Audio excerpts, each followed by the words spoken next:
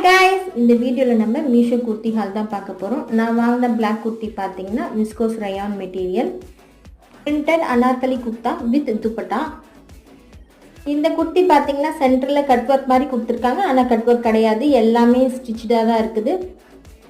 குர்த்திக்கு பார்த்தீங்கன்னா bottom wear கிடையாது. இதோட சைஸஸ் வந்து S2 XXL வரைக்கும் மீஷோவில் அவைலபிளாக இருக்குது.